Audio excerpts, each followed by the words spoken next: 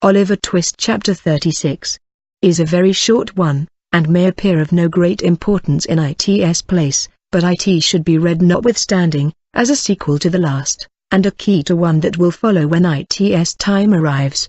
"And so you are resolved to be my travelling companion this morning, eh?" said the doctor, as Harry Maylie joined him and Oliver at the breakfast table. "Why, you are not in the same mind or intention 2 hours together. You will tell me a different tale one of these days," said Harry, colouring without any perceptible reason. "I hope I may have good cause to do so," replied Mr. Losberne, "though I confess I don't think I shall. But yesterday morning you had made up your mind, in a great hurry, to stay here, and to accompany your mother, like a dutiful son, to the seaside. Before noon, you announced that you are going to do me the honour of accompanying me as far as I go, on your road to London. And at night, you urge me, with great mystery, to start before the ladies are stirring, the consequence of which is, that young Oliver here is pinned down to his breakfast when he ought to be ranging the meadows after botanical phenomena of all kinds. Too bad, isn't it, Oliver? I should have been very sorry not to have been at home when you and Mr. Maylie went away, sir," rejoined Oliver. "That's a fine fellow," said the doctor. "You shall come and see me when you return. But, to speak seriously, Harry, has any communication from the great Nobbs produced this sudden anxiety on your part to be gone?"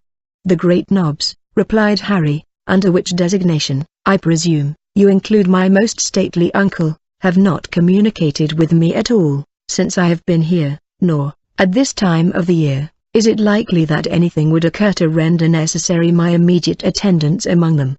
"Well," said the doctor, "you are a queer fellow. But of course they will get you into Parliament at the election before Christmas, and these sudden shiftings and changes are no bad preparation for political life. There's something in that.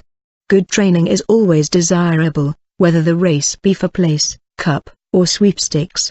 Harry Maylie looked as if he could have followed up this short dialogue by one or two remarks that would have staggered the doctor not a little, but he contented himself with saying, "We shall see," and pursued the subject no farther.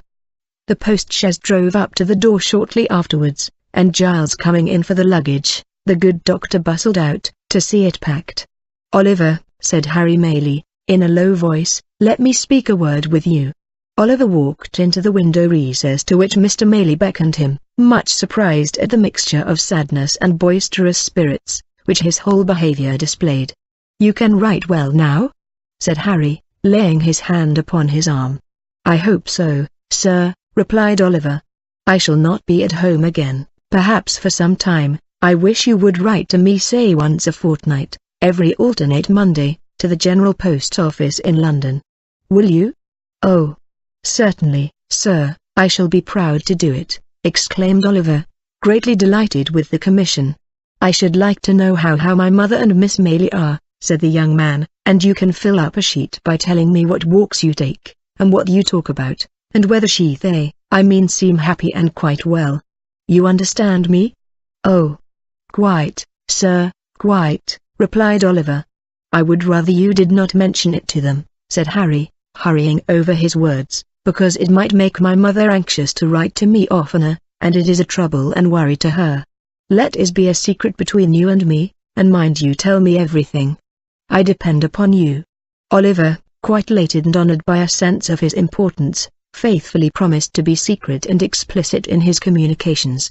Mr. Maylie took leave of him, with many assurances of his regard and protection.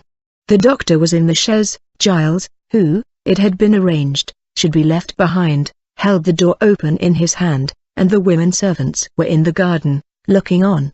Harry cast one slight glance at the latticed windows, and jumped into the carriage.